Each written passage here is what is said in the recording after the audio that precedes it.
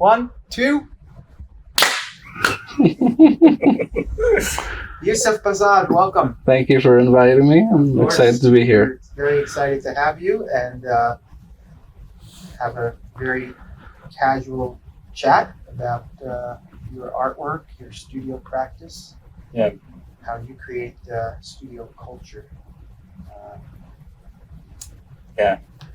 I mean, last time, we don't have to get into this, but for me, when I got to know you, I don't know, 10 years ago, 9, 8 years ago. It feels like that, When you told me that you used to work before you got into, before you came to VCU, got into painting from and all that, you used to work, and I, that seemed like so interesting to me, but also that may have led you, did that somehow have an impact in your decision to what you were doing? Like, can you talk a little bit about that, about what you were doing before VCU? No, I was working at the Department of Psychiatry as like a internship technician position, like for the chance for them to send me out to study, to pursue a degree in psychology, because that's what I was interested in. Oh, okay. And then sitting there and realized it wasn't for me. I worked there for years, It's like, okay, this is not for me. I don't mesh with the whole psychology sort of system. It's still an interest in, for me. So, and throughout that time, and even before, I was always drawing. I was always doing my marker coloring, and I was always interested in art since doing watercolor and at 4 or 3 years old, And so something clicked in me where it's like, okay, I wasn't enjoying my time there, and I was just going through the motions, and I was just sitting there one day in the morning. I called in sick, and I'm like, okay, let's I need a change. I need something, Then I looked at the VCU. There was a ad in the newspaper years ago for VCU. I'm like, oh, let's apply, because I didn't do university yet, So okay, this is what I can pursue, because any other pursuit didn't really, I couldn't do any technical math related sort of professions, So it was always in the mind, always, this human aspect I was interested in. So it's a way to understand people and understand myself. That's why I had an interest in psychology. So maybe my thought was, I can pursue that through art. So I applied. I didn't get accepted 1 year. Oh, wow. Because it was 2 weeks between the next applications. Mm-hmm. And I was rushing, and they wanted weird stuff for the application. Yeah. But then the following year they accepted me, and this is back in 2014, and a long time ago. Yeah. And I remember your drawings you mentioned already were pen drawings. Yeah. They were very linear, not quite comic, but in that visual language. Because back then I was interested in Jean Giraud, Mobius, these old the bande dessinée French comic artists, heavy metal, Metal Hurlant, that sort of fascinated me. Familiar with it through you. Yeah, same. I love that stuff, and it informed my drawings, because I want to emulate this. I want to try it out, because it's very pure inspiration, and that led into painting, and I can get into it. So yeah, my older drawings, I still have some. They're interesting. But the other thing I also clearly remember about you when you came was that you were more mature. You were serious, and you were seemed like you were a committed artist already, even as a freshman. You stood out as someone that was focused in a way that was unique, or that was at least uncommon. And it's interesting. Yeah, very, very early on, I knew why I was here, why I pursued and what I wanted from art. What I wanted, I wanted a visual language to myself, and at and I wanted mastery over that visual language. So very early on, even in freshman year, I had that in mind, in the back of my head, while I was like, learning how to oil paint and paint with acrylic. It's the first time I'm painting with oils and learning that aspect of art. Because back then it was just watercolor and marker and pen and pencil. And that's funny because that's also common. Like students often come in with those materials, and they'll even sometimes ask, "Can I add pen to this?" Or they'll just do it, and I'll cringe a little bit. And it's something I've had to try to resolve with myself. Also, it's like, okay, maybe that's okay to add marker to acrylic paint, but from my education, it was like I get it. It's also he himself there's a purity there. Like a purist. I agree. Art, To an extent, I agree with that. It makes sense. But also there's this element of mixed media where it's like interesting to meld certain things, especially looking at the graphic novel, comic book sort of stuff. But I agree to the extent where it's like, okay, it has to have this purity. It should be pink, But I guess the materials are easy to come by, pen and paper. Why? Because most of us in school, that's what you we're did. ignoring we're bored and we hated school, so we just have our notebooks up, and that's what I used to do. Same. We're gonna have so many topics, Yousef. So maybe we could just for a second, since you said it, hating school. Yeah. Like, what is it? Can you dig deeper there? Like, I think school. I think no one likes school. Like some people like it for the social aspects, like, oh, I get to go and meet my friends. That's the first thing. But, for introverts or like a little bit of loners, like, okay, we have our friends, but it's like, okay, I don't want to be here. Why? Because we're sitting there for 8 hours learning about stuff that we have no interest in, dates and they're just shoving memory stuff into you instead of, okay, this and this happened. Why did it happen? They won't tell you, like say history class. Oh, Civil War, we got it, why did it happen?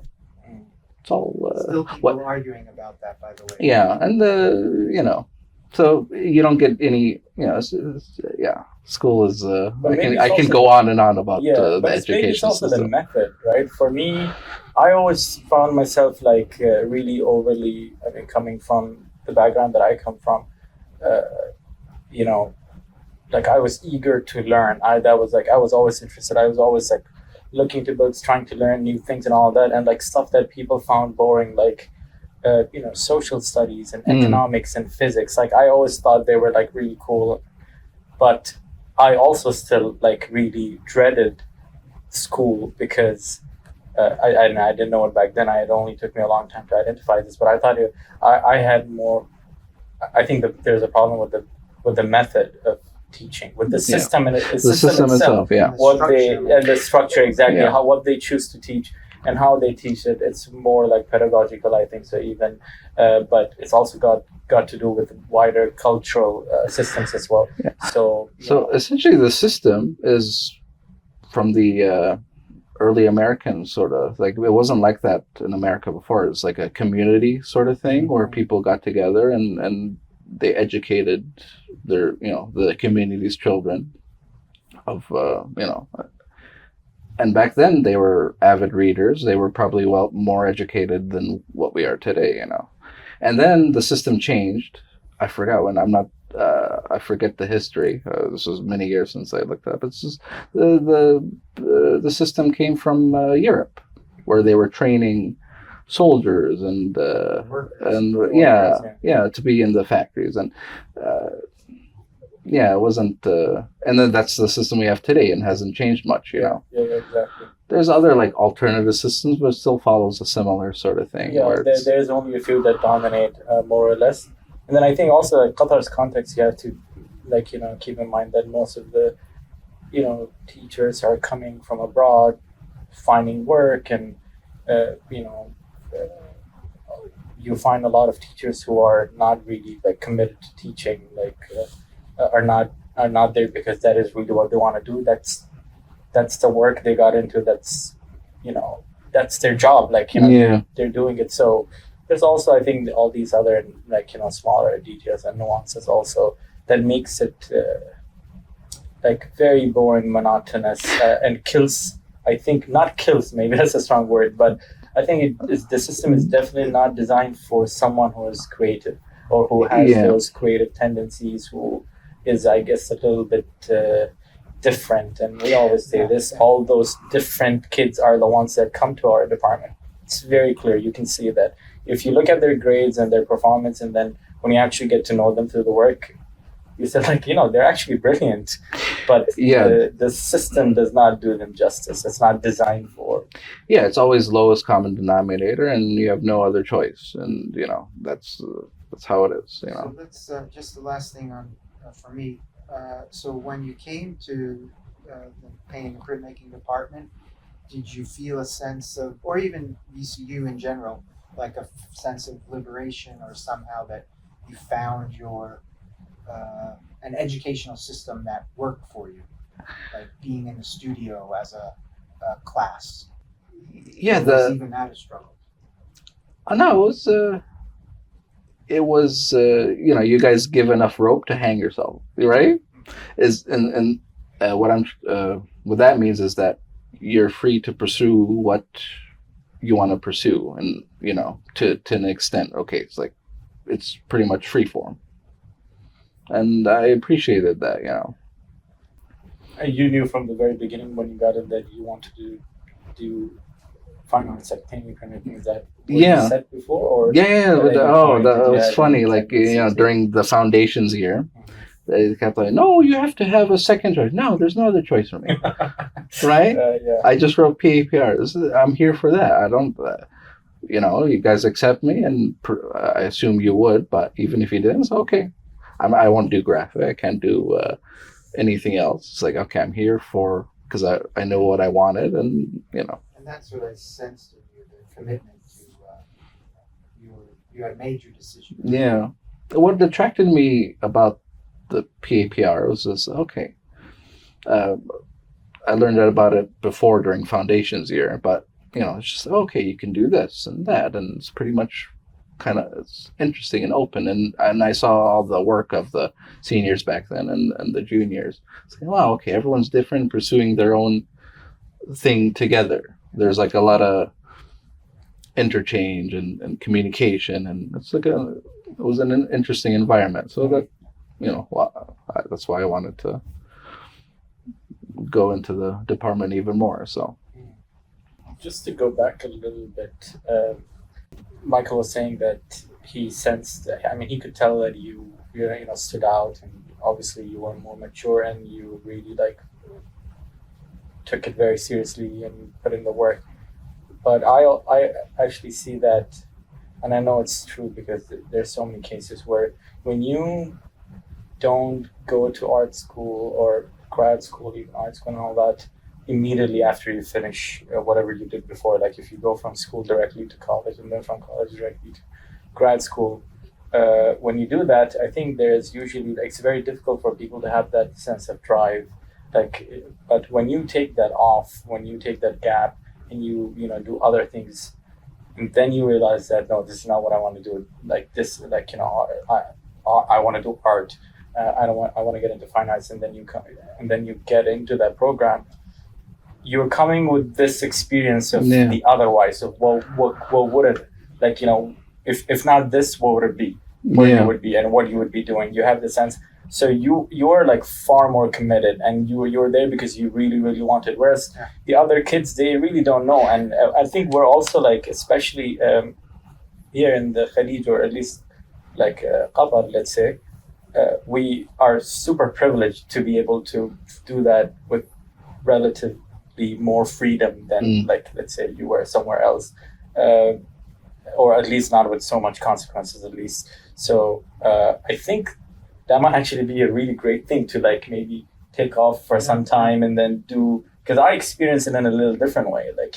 After finishing art school, I went out into the real world and did a bunch of things and saw all the stuff and the corporate and this and that, and I was like, nah, this is. I think you need to experience that, this aversion to find that stop sign. It's like, oh, okay, not for me. Let me, circle around or take another path. So that's what You have a similar experience, right, exactly, Michael? A similar experience where I had a big gap between my undergrad, which was not in fine art, and then my re-engagement with art, and then full commitment. It was like a 12-year gap. Oh, yeah, that makes sense.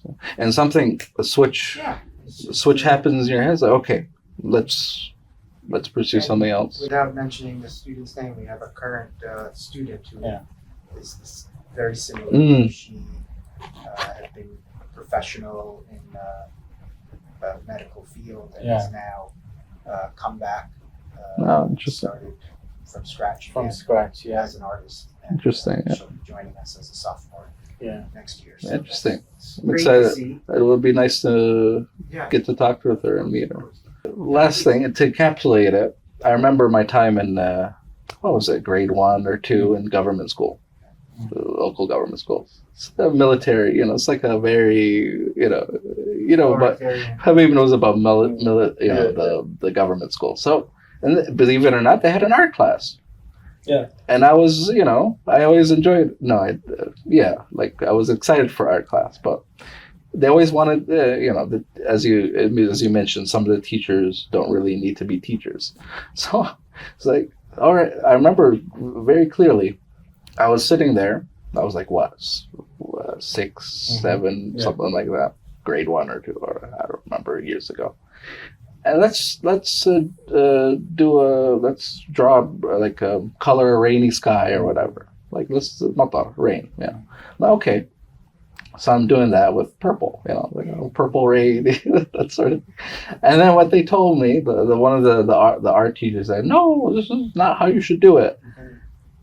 This is wrong, and that stuck with me. So I think that informed me from many years later. And just to point out, that's not just here that happens. It's worldwide. World, yeah. So many, when I tell people that I'm an art teacher, so many people, shocking number, say, oh, I really loved art, but I had this teacher. You hear that a lot, who told me I couldn't draw or something like that. Yeah, you hear that a lot. So it's one of the horrors of our culture. You could talk lots about education system, conformity, art, what are the goals. That's a whole, now what's happening in Columbia University, being dictated by these administrators who are really not educators, they're corporate entities. The suits, The suits, exactly. Yeah.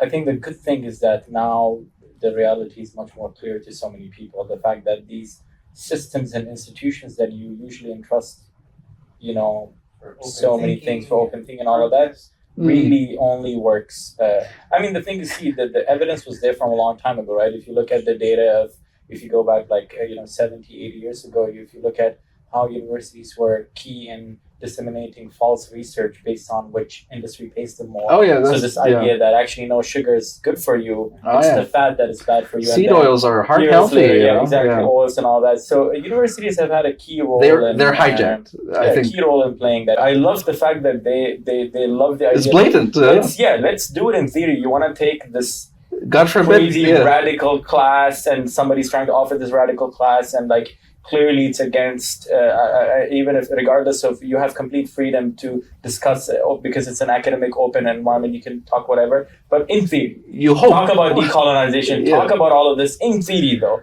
the moment you try to actually apply it, you see the real phase where it's there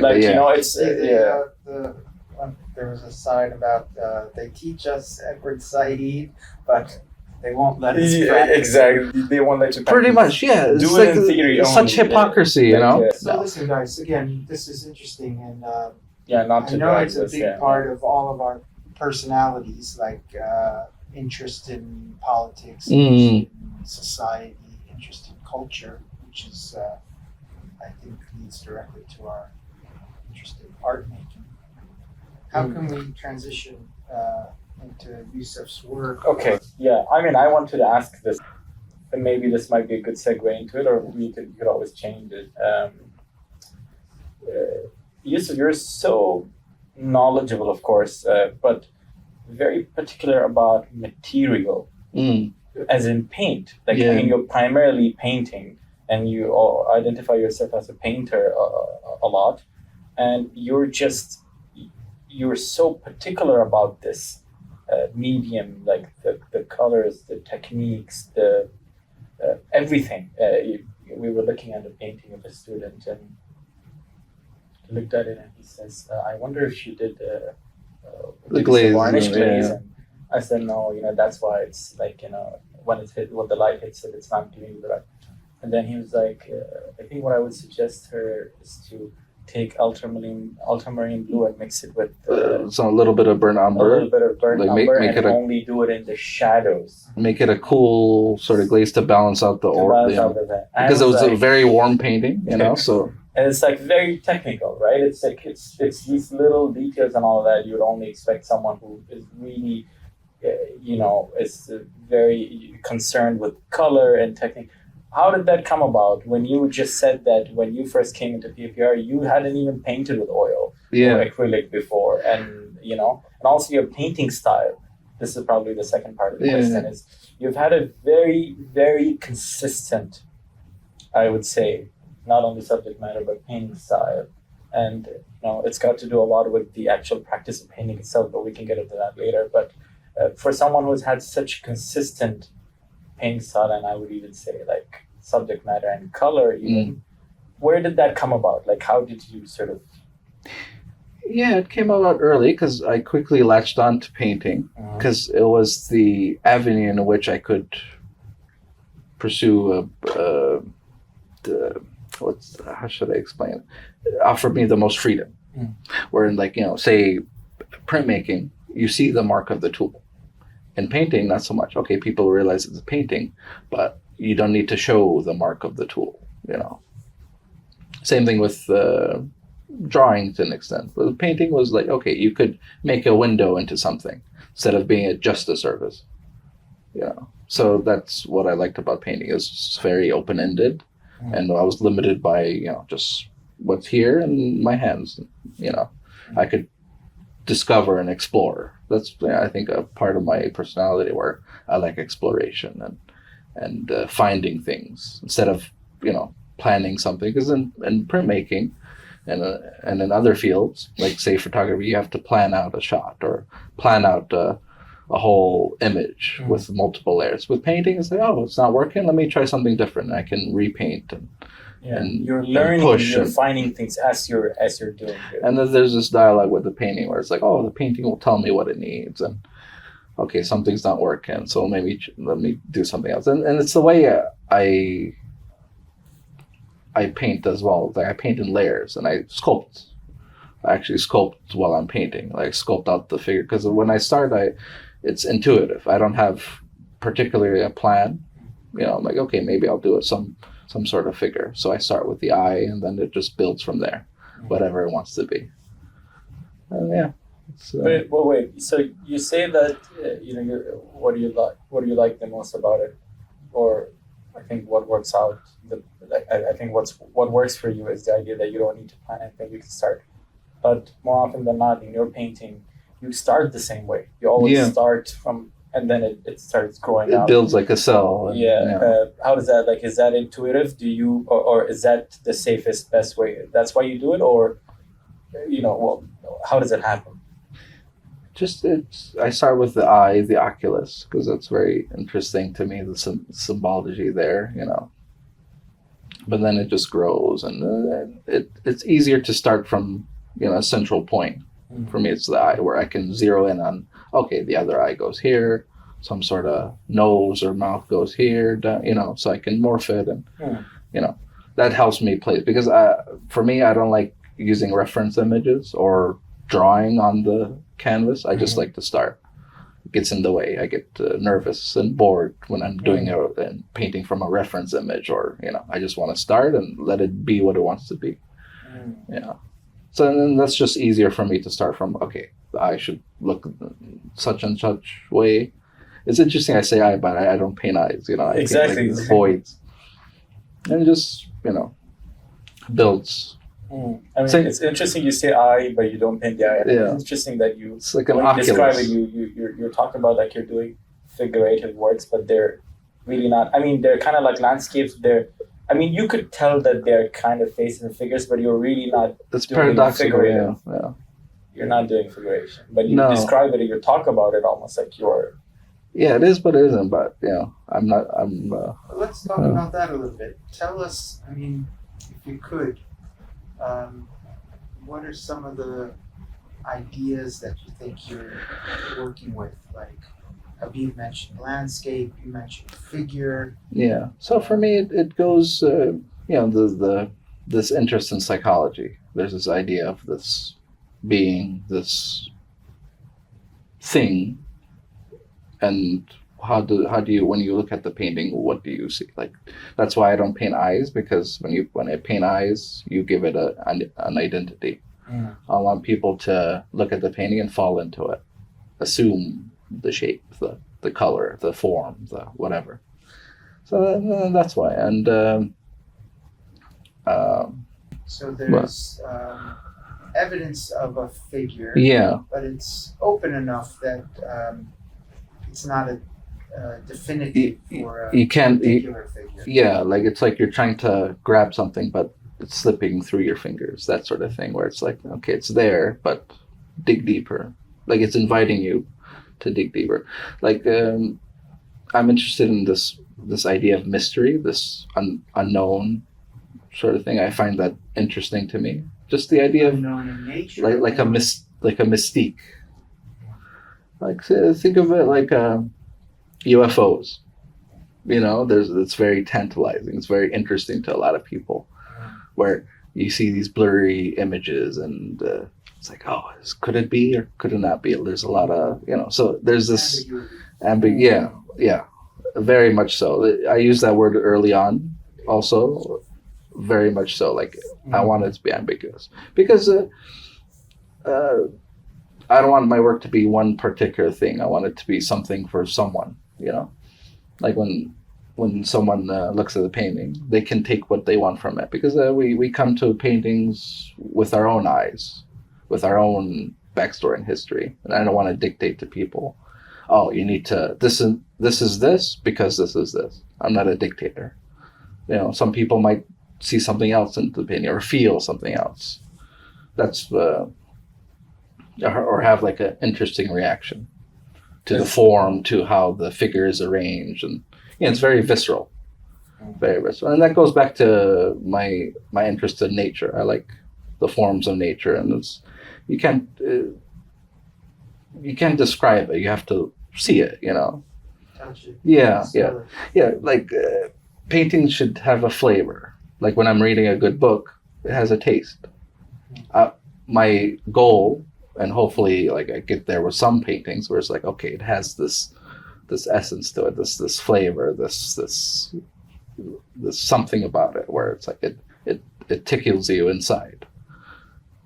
Yeah. I don't know how to describe it, but that's it's my goal with paintings. It's just like I don't pursue any intellectual things with my painting, or I have nothing to say. I don't want to say anything with my paintings. It has to be. It's just when you look at an interesting rock formation or like a eroded river vein that's like just looks really interesting and does something to you. That's what I want. Like that's when I'm in nature, or when I'm in the desert or whatever, that's my that's what I feel, and I pursue that with my paintings, and that's not all I pursue with my paintings. Should be primal. Question is, sorry to interrupt you. Yeah. Tell us about your activities in nature. Like, are there things you do? Is it a regular habit that you have to go out to the desert? Is it just the desert? Are there other landscapes that you? Yeah, for me, it's mostly the geography here, the landscapes here. Once you go up north, there's interesting rock formations, and even in Zakrit to the west, where there's this erosion and things that were underwater for hundreds of thousands of years, millions of years even. So and this just has these forms where so they become iconic almost, you know. And sometimes we change the land, and you know, my tagline for my paintings is, okay, the land shapes us, but then we shape the land. And there's this interplay going on where, you know, we make trails with our vehicles through the desert, or we make rock cairns to mark something, graves even, or, you know, or paths, and that just changes the environment, you know. And even the, you know, modern day where we're just building islands out of in interesting shapes, geometric shapes, you know, flowing shapes. Interesting. So we're shifting the environment. So there is a play between like the natural. That's part of it. Yeah. Touch. Yeah, just like a little part of that into my paintings. I keep that in mind. Where it's like, okay, there's this interesting interplay. I can't describe it. I don't want to describe it academically or intellectually, but it's there. There's this poetry there. There's this interest there. So a little bit of that goes into my work. And one story that I think encapsulates all of it just started me on this thinking, this mode of thinking, whereas years ago, I forgot, like 2000, years ago, I was in, when I first developed this sort of style, where I pursued the style, and then like when I did it, it's like, okay, this is mine, and let me pursue it. Is when I was in Japan, in Nagoya. It's like in central Japan on the coast, and I went through this cave system. There's like, you know, through this mountain where like you come out the other end, and in this cave system, there's this. They call it the sitting man or something. It's been years ago, but I forgot how they describe it. So there's this rock formation, like this eroded sort of stalactite. Looks like a man like dripped over, and I should show you some photos. And I actually painted that. If you have a photo, we'll put it up. Yeah, I'll send you the painting also. And I was just fascinated. This blew me away. It's like, okay, this thing looks like a actual person, you know, like a. It's completely natural. He's just sitting there, you know. Yeah, it's amazing. That blew me away, and like it is like, it really inspired me, you know. So it's like, wow, okay. So then I imagined, okay, what if I was there, sitting there for, what would change? What changes around me for like hundreds of thousands of years, just.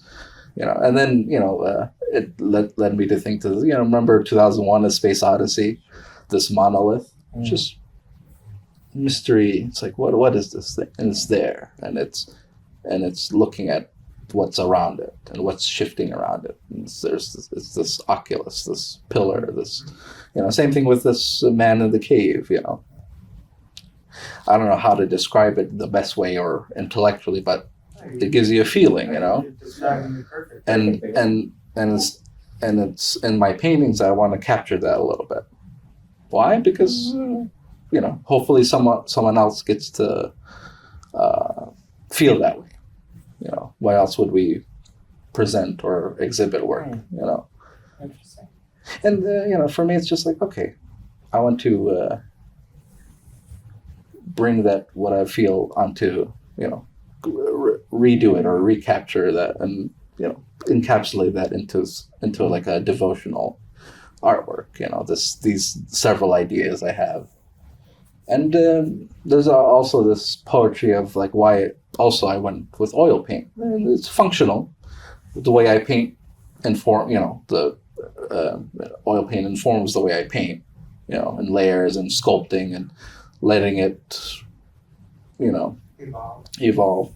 But also it's a poetry there where it's like, oh, I'm painting with the very materials that comes from the landscape. Yeah, because these titanium, these iron oxides, these cadmiums. It's like, wow, okay, I'm on this, you know, for humans, like to create is something intrinsic, you know. So for me, I'm like, oh, I'm creating the things out of, it's something satisfying about that.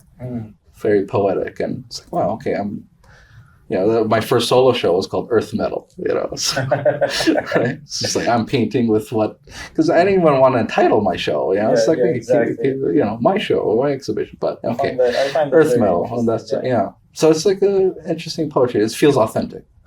there's this authenticity there where it's like, okay, it's satisfying. I mean, but so so is every other medium. Maybe they're a little bit more altered, but I mean, all of it comes essentially the pigment itself. There's no way you could make a pigment on your own. Like it's probably, I mean, they must have figured it out by now. But I mean, up until now, regardless of the medium, they all come from the earth. They all come from these naturally occurring elements. And I think oil is the closest you get especially closer to the pigment. Especially the vehicle where it's like, okay, this linseed oil or walnut or whatever oil. It's just it's also natural. It oxidizes. It interacts with the air and it changes, and it takes some like a year or two for it to fully dry and cure. Yeah. It's central to also the history. It's living. It's It's for me. I love that's. To answer the previous question, that's what attracted me about painting. I'm curious. Not initially, but it came later on. I was like, okay, that's why I paint, because such and such and such. So, I never asked you this before, even though we talked about it a lot, actually. But for someone who you're saying that you really don't have anything to say with your paintings, you don't want to say something to the painting, but you're also very concerned the way you talk about how you make the work with perception and how you not want, but you hopefully expect people to engage with your work in a way where they have some sort of an experience. How does that, are you obviously don't have the other question also I wanted to ask when you were saying this is that is that why you also stay away from like subject matter, or at least readable or understandable subject matter with which people can engage with the work? Is that also the reason why that ambiguity is there? I know you talked about this idea that you're interested in this idea of ambiguity itself, this unknown. And I think that's like the most inherent human behavior is the moment I think we don't know something, we go crazy and we've got to know. And we do everything in order to make sense of it, even if we have to falsify it, even if we have to go complete fraud on it. Or you make up like theories or whatever you create a system around it, or you create an ideology around it to understand it. You could go back a million years. Like you could go back like 250, 300,000 years and find that still, those theories. And so I think that's when you were talking to me about this idea that, this UFOs and as crazy as it is, sometimes I want to believe it. Like I know I want to believe crazy. Like sometimes because it's this, even if it's completely like made up, even if there were no sightings, the fact that we made up sightings is amazing phenomenon to me. It's confirmation. It's actually like, it makes me feel good that, we're still doing human stuff. We're still doing human, this is the core of human behavior, right? And so when you describe that, and the fact that you try to emulate that in your work, but tell me about this. Can you tell us about the subject matter? Like, why do you not want to say anything with your work? I think, or are you saying something? No, it's for me. It's words aren't enough. It's like, what I mentioned before, it just tickles you from the inside. It's like, okay, there's this. At least I hope it compels someone to really like, okay, it hit me in that sort of way. Words can do that too, but I don't like words, and I'm sick of words and blah blah blah. I'm in visual arts. I'm a purist. It's visual arts. I don't need to read this paragraph next to the work. The work should be enough, right? Yeah, all right. Even in a booklet or anything, I'm really reluctant to even give an artist statement. It's like, no, the work it should stand on its own. I don't need to be in the picture even. Don't talk to me. Just look at the work. Leave me alone, right?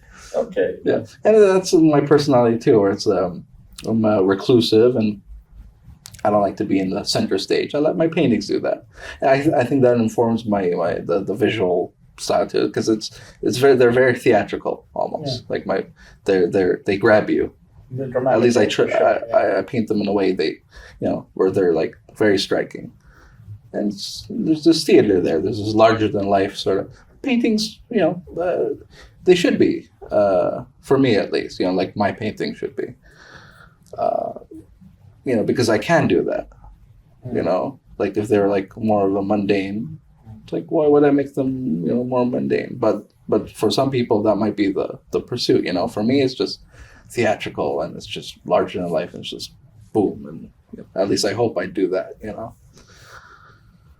And that's, so I don't know, We appreciate you talking to us. I know we're kind of forcing these words out of you, but that's no, I'm enjoying it. Yeah. Podcast, but I understand what you're coming to, but I think as we're talking, we are getting some it's good. some things about your work, some ideas.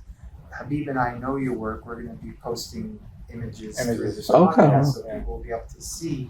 But I would even push it further to say that I agree with everything you're saying. I'm not challenging you. It's more that for me, maybe this theatricality. Okay, so one of your typical landscape painting would be, it's clearly a landscape. Yeah. It's clearly a desert landscape. Yeah. Could most likely be Qatar. Yeah. Could even be more specific, like you mentioned, the north or the west coast. Yeah. Where we have these landforms that I'm not even sure if there's a name for them, but where you see the erosion, you see they're somewhat monolithic, they're somewhat monumental. And you talked about this Japanese figure, these landscape, natural rock forms take on anthropomorphic quality. They kind of become a figure, not fully formed figure, doesn't have waving arms or anything, but it's clearly a figure. And the figure's not necessarily saying something, but to me, it does have a point of view. It has another thing I'll say, and I'll try to make sense of it all. When you said before, the monolith is like observing. Yeah.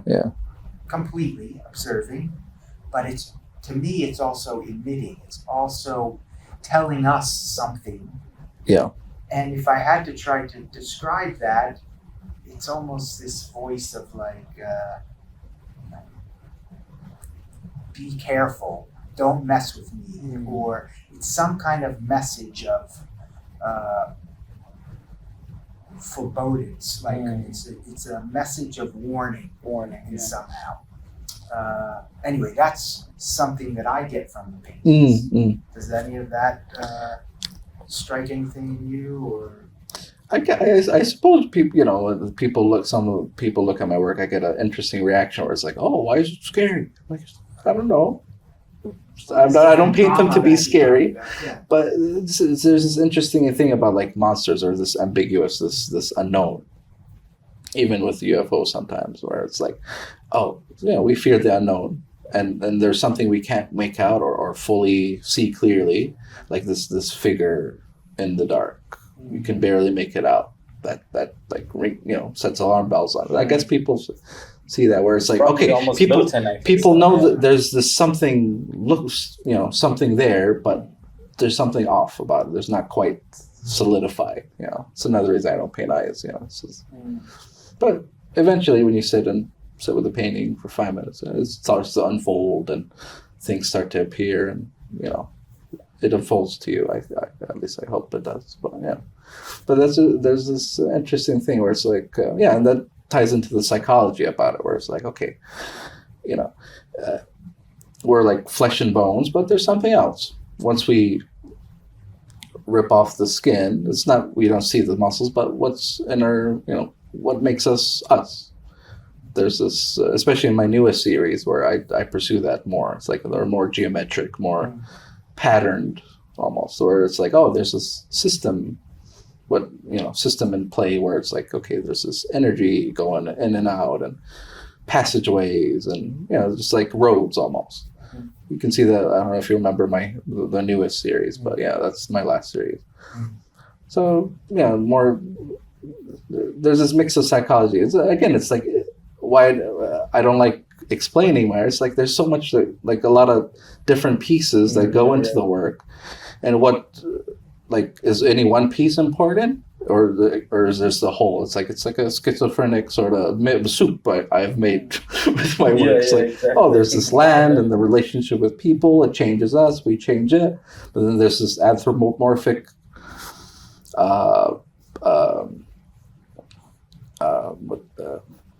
energy to it, And then there's the psychology aspect where it's like, this whole thing where like know thyself. That's the most important thing to know, to unfold the layers and to get to know yourself. And that can be murky sometimes. It's all, there's a lot of stuff. And I can't pinpoint, sometimes when people like ask me on the spot, I have to do a write-up. Oh, I choose one thing. But then, I keep vague the other things. I think this is the strength of the painting. I think we've used the word mystical before, there's a certain mysticism to the painting. There's a certain spirituality to the paintings. Yeah. When Interesting. you guys were talking earlier about things that humankind has invented as a mode of explaining phenomenon. I think of gods and religion and how has been used to explain eclipses or natural phenomenon. Natural occurrences. And so all of this, I think, is in play in your paintings. And I feel like maybe it's too much. Like where like do I am I successful in that? I don't know. Like I really don't know. Like there's all this interplay, and I try my best to put all that into the painting, which I don't know if it's not blatantly there, all of these things, but I don't know. Like it's hard. Sometimes you get this blindness where it's like, okay, you're with the work and you're painting the work, but I get blind to it. Like, are people looking at the painting and seeing some of that, or I get the people get creeped out a lot of my paintings, but that's normal. But I don't get to hear a lot of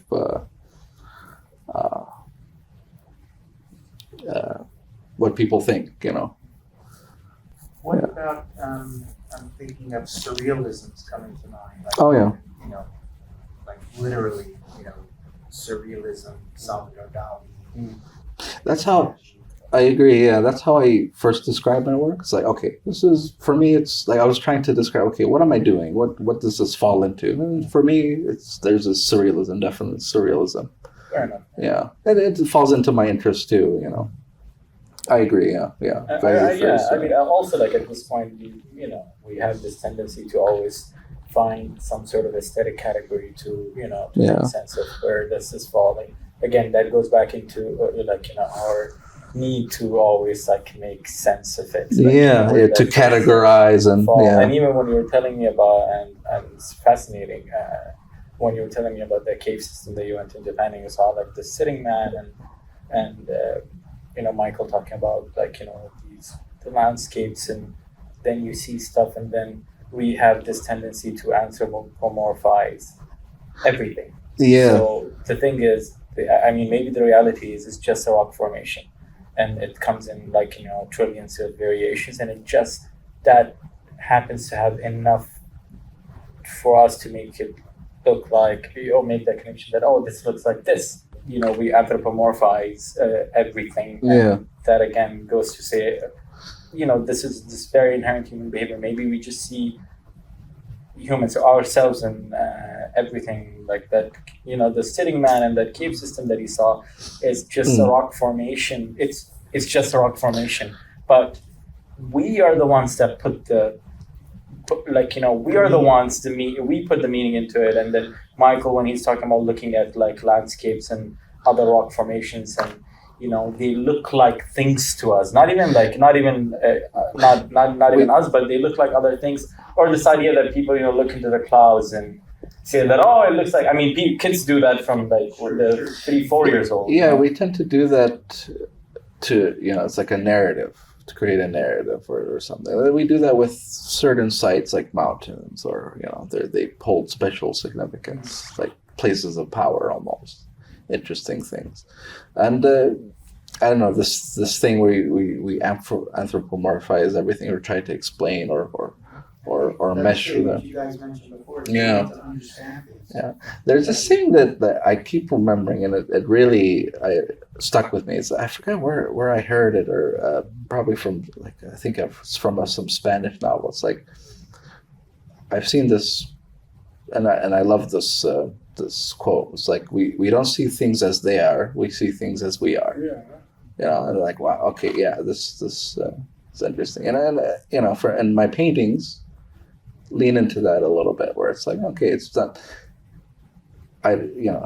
it's a figure, but it's still being shaped. It's falling into the ground, or it's like being formed. You don't know. It's like in the middle of something. You know? So when people look at my paintings, okay, they tend to, see things as they are. You know, that's what we do with all art, essentially. At least I do. You know, it's like, oh, the artist's interpretation. This is what the artist is about to make. I have a different. I have a different read. You know, and that happens. And sometimes It's like this death of the author sort of thing, but the artist isn't always right either. So, yeah. Or at least they're not aware of it. Maybe the conscious mind is getting ruled by the subconscious. Yeah, and or if we have a different experience that somehow relates to what the artist is presenting, it can be read in a different angle. You know, so yeah, that's why I don't tend to do a write up or intellectualize. Okay, this and this is because this and this. You know, with my body of work, I can't. You know. So working off that, do you feel there's a pressure to do that in contemporary? Yeah, very much so. But I think a little bit during my time here, but it's more of a learning experience where, you're going to have to do that after you graduate, do a artist write-up or an artist bio or a artist statement. Those are my favorite. Those are funny, It's like, no,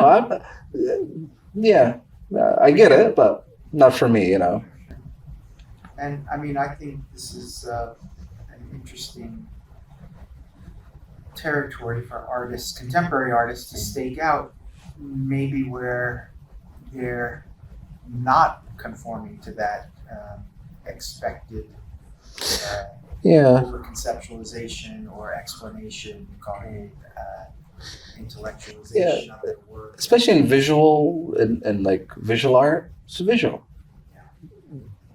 No words, Words don't need to be there. Like they can be used, but they're not necessary. That's what they are. It's visual art. Should be there, Think about it. If it could be said in words, you would say it in words. Yeah. Write a book, right? I mean, we did talk about that even with conceptual art. It's a strange thing, Yeah. If the concept trumps or precedes the aesthetics or the visual, then why make the visual? Yeah. Just, unless it is about, there's some conceptual art that is about the visual itself. Only then it makes sense, and I understand that. But a lot of it sometimes, sometimes it's pushed so far, and that's why we have. And for me, that's why I value this. Like, I value authenticity, like in the form, and and then that's enough. I can write up some stuff or some poetry too, but the work is there. It's enough. Should be enough. And again, this that's why I like this the painting, and especially with oils. Like I'm painting what I'm using, or I'm using what I'm painting. It's this interesting interplay where it's like this authenticity is there. What about pushing that even further, and not to suggest what you might do, but would working with really natural elements, or working in the landscape, building sculptures, you mentioned the cairns before, stacked stones. I'm thinking of artists like Andy Goldsworthy, who goes out. Oh yeah, I remember. Works with the actual natural materials. Is any of that? It's been on my mind. Like, I appreciate that, and I really enjoy that. But like working directly with lands, like I haven't reached to that point yet where it's like, I have to. Okay, I can approach it in this way. Maybe it might come because I don't want to force it, you know. And in regards to painting with the materials, like I've thought about using sand and just getting using more of what I see, what I can get from the environment, to be and I've thought about that, and like it might come, might not, we'll see. I don't know if you remember Amina Al-Yousef, who she started grinding pigments from materials she collected. I really love that, And now she was originally making paints with them, but now she doesn't even go that far. She just grinds and collects as and even presents the pigment itself. Yeah, I think that's beautiful, and I really enjoy that. It's just the actual pigment, like having like a body and collection of these things. It forms the environment, like the colors you see in the. It's very fascinating. And this is a very good example. I mean, this is where conceptualizing works. Yeah. Right. I mean, the very idea of the fact that I don't need to paint with the paint. I'm just going to the process of actually creating the paint. Is that in itself is a and that's concept. enough. That kind of conceptualizing works. Like it's actually great because it gives you a lot more insight into the materials that you're using, because we often don't really think about the materiality or the materials that we use. And this is what I was trying to get at even before, but you already got into it. But we often talk a lot about the practice of painting itself, and that's a big part. It's obviously the material. I think working with oil and the painting itself is the process. It's especially with the type of work that you do. Maybe there's this. I probably need to hear this from you, but what you paint, maybe you're painting it because it allows you to do more of that process of painting, like this very meditative building, repetitive, and maybe it allows you, or maybe it's the other way around. Maybe it's a material that's guiding your process or your visuals. It could be both ways, but maybe you could answer that better. But maybe you can talk a little bit more about the idea of painting itself, the practice of painting itself. It's both, but then there's a third part to it for me. It's like, let me answer the first part of the question. It was like, let me bring the third part in first. So I paint while I'm sitting there in the studio, the studio practice, and I'm there with myself, sometimes with my thoughts, sometimes with some music, where I'm just there. And you reach a certain point where you stop thinking and you're just doing. It just flows, the flow state. And you're there with yourself and you're sculpting. There's this psychology to it where, like for me, like I'm just sculpting the painting, the figure or the landscape or the form. And I'm there with myself thinking. And there's a psychology to it where I'm thinking, while I'm painting, trying to discover, open up myself and try to go deeper into, okay, why am I doing what am I, who am I, that sort of thing. I have these thoughts while I'm painting. While I'm painting the figure, I get these thoughts. There's this element to it. This came very early on, where I'm painting these figures, and there's this interchange. I'm getting that while I'm painting the figures, not just the finished product. And then technical wise, practice wise, it's just, I enjoy starting out. It's a pain in the ass to start out because I'm starting out from nothing, So it's okay.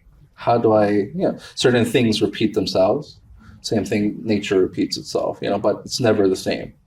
There's the same visual language, but I try to stay consistent, but change it up.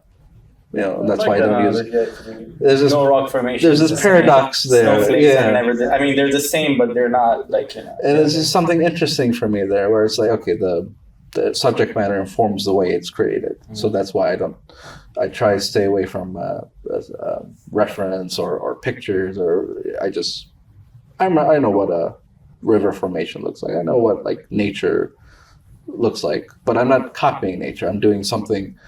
It's like it's its own visual language, akin to nature or akin to the natural world or whatever, you know. Yeah. So, and then I reach a certain stage to have fun where I'm like, okay, I have the skeleton ready. Now the fun part starts where I know where everything goes and everything's in place, and I can play with shadow and glazing and changing up the color and adding more texture. And it's just fun for me. Yeah, which really seems to be an integral part. Like you really, it's hard to start, but you know, once it's ready and I'm happy with that, I paint a lot of crap that I don't show, right? A lot of crap, but some paintings I'm really okay. Very few paintings I'm really okay. I like this one. A lot of paintings I don't like them. Yeah, even for me sometimes I look at like some of my best paintings. I'm like, oh, this is crap too. What am I doing? I should stop painting, right? This is artist curse, right? You get that? Oh, I hate it. Yeah, I hate it. Sorry. Yeah. I was. Anything to. It's part of the game. It's part of the game, yeah. Oh, it's so strange, that feeling, right? So strange. Some of us are lucky enough to like some of the things we do. Other people don't want to see it once it's done. Yeah, it's a strange. Everyone has their own, But I think there's a lot we have in common, and that's why it's interesting to talk to you. Yeah, absolutely. Yeah, and it's interesting, like this act of exhibiting or presenting work, and for me, my hope is okay, because for me, painting is a craft. Yeah, it's like a tradition too. You know, it goes back since if you want to go all the way back to the cave paintings, we can. But Renaissance, it always go back to when we're gonna get to the cave. It has to be brought up, right? Of course, those are the most authentic, pure. I mean, in a way, I feel like we do that because it. I came to this realization because I felt compelled. I'm writing now, and I felt compelled to bring it up some way, and I was like, "Why?" And then I think it legitimizes what we do. It's this authenticity. It's the fact that pure. It's a human tradition. You strip away all the nonsense, you get the stuff that's the window dressing, all the unnecessary stuff. Yeah. You can strip it all away, and the fact is, they needed to make those paintings expression, as a human, and I think we still do. And those paintings informed, of course informed what the people that came after them, what they painted. It's not just that, but it also informed their way of life. Their very understanding of what came before was through that. That was the only possible, because obviously, like, the development of language was also, like, it was along with this development of the visuals and the aesthetics as well. It's pure expression. It's pure expression. Like, it's the most and I hope important human tradition. It is a human tradition, and that's why not just us. Like, I think everybody keeps going back to it. We keep going back to it every now and then. And it's before all of these developments, before all of the understanding, before all of that. Like, in a very we bullshit ourselves too much. I mean, it's also like I don't know if I can swear. First human consciousness in a way, right? Like, it's the first act of. Maybe not the first act of human consciousness. It's beautiful because there's the materials are there, and then there's the best painting surface. These cave walls. It's great, And then what do they use? There's this. They use their tools, their hands, literally their hands, no paintbrushes. That's pure authenticity, and it's pure, and it's just expression. Why? Because that's it, and we'll never know exactly. Yeah. Well, I guess as we're doing it, we probably come to some sort of as we're doing the same thing, we probably come to some understanding of why maybe it was done, but at least we know that it was very intrinsic. Like, it's intrinsic. When you look at the handprints, they're just fascinating because it was just done so many times over and over again, and you can see, and it was just this person making a print of their hand. It's just I am here. And that's it. Yeah, that's what it is. We'd like to think that that's what maybe he just Maybe he didn't even care about that. Maybe he wasn't even making he just wanted to make an actual literal mark. Yeah, and for me, that's I try to channel that. I appreciate that, and just for me, it's expression, and it's there. It's primal. It's you know when observer looks at it, they look at it. Something stirs or something doesn't happen. They don't like it. They walk away. It's just at least it gets some people get a reaction, and that's enough for me. If I were, I'm going to pull us back to an earlier part of the conversation when you were talking about this idea that you create a setting for yourself when you're painting.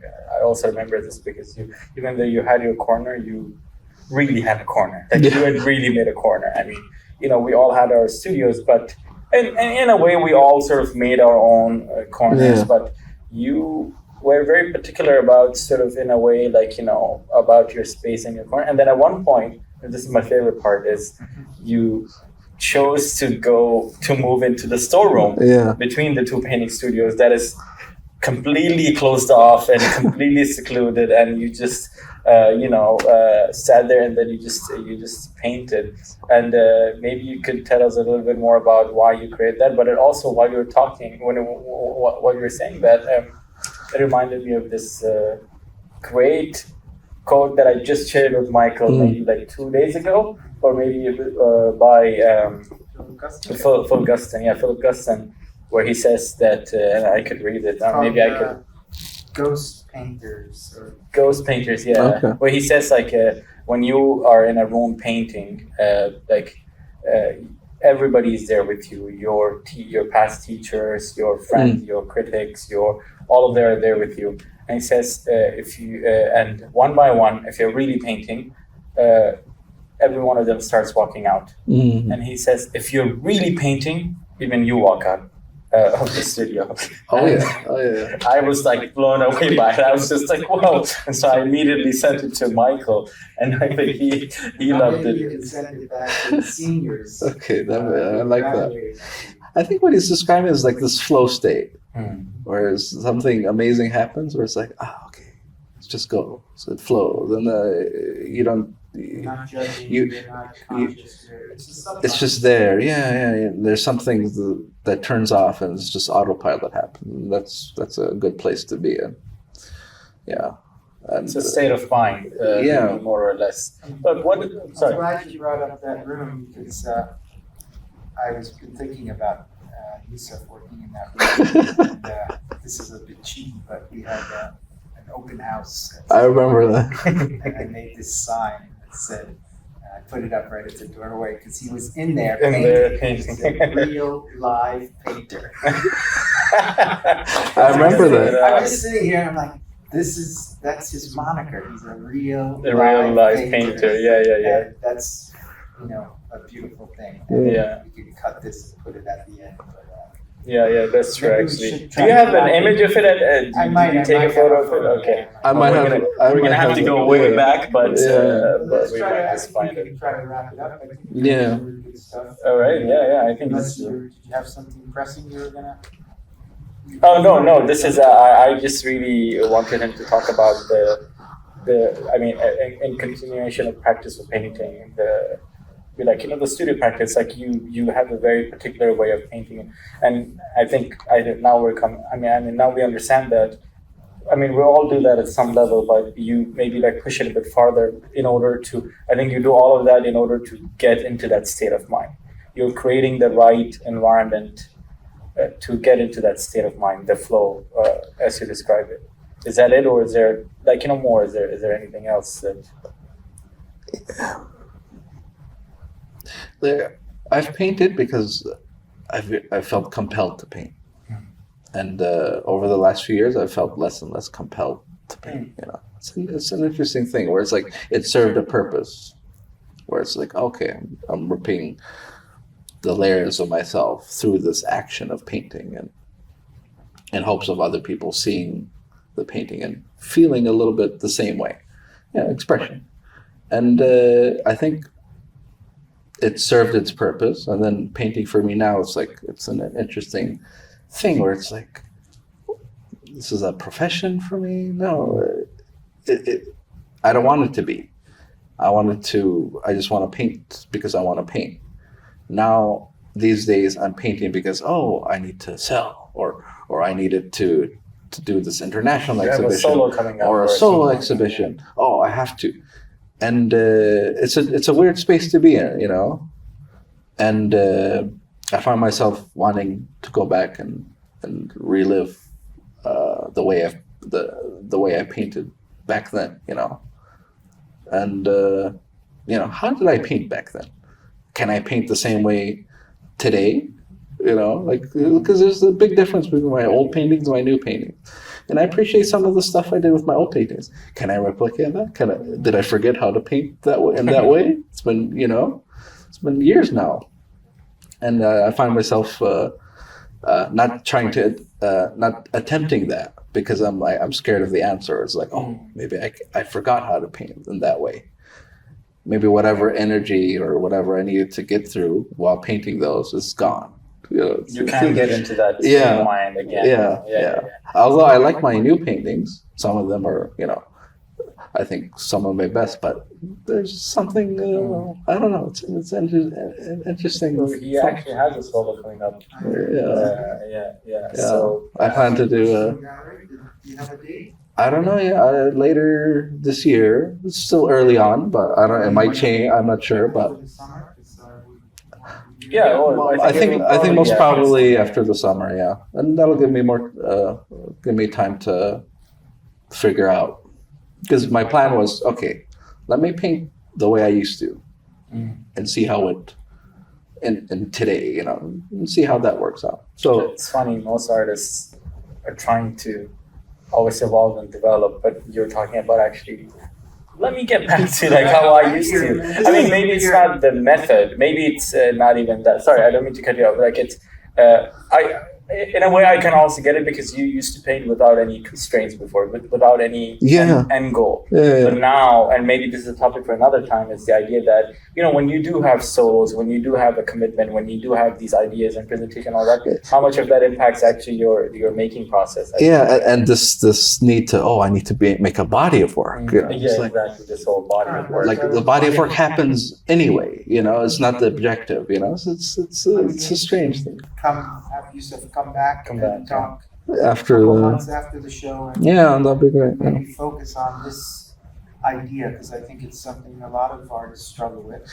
It's related to the Guston quote that you mentioned, and I think it's really we have too many people still in the room while we're working, and we're not able to. Before you could get rid of them one by one, and even you were not there, but now it's too much. There, all of that is still present. And you're too conscious about what you're making and who you're making it for, where it's going, and all of that. So, a lot more people go into that room, and it becomes a little bit too noisy, and you forget why you're painting, or I feel like the why I painted back then, I sort of lost that, And for me, I just wanted back then. I wanted to make really great paintings. I still do, but it was more. I don't know. It was more prevalent then. It was not changed so much, but maybe there's just a different pressure on you. Yeah, it's an interesting thing. But I'm sure that that true essence that you had before is in there. Maybe it's just gotten a little quieted by this other concerns. That I think it's our job as artists is to fight that and it's interesting. And it's hard to deal with. There's a lot of for me personally, when I have a lot of little distraction, that's like a death for me. If it's one big box or one big tunnel, okay, fine, I can balance that. If there's a lot of little bugs bothering me, a little stuff, that's when I get not in the painting mode, It's an interesting thing. Great. Cool. Thank you so much. Nice. Thanks for coming. All right. Of course. It's been fun. I enjoyed it a lot. Fun. Appreciate it because I don't do this often.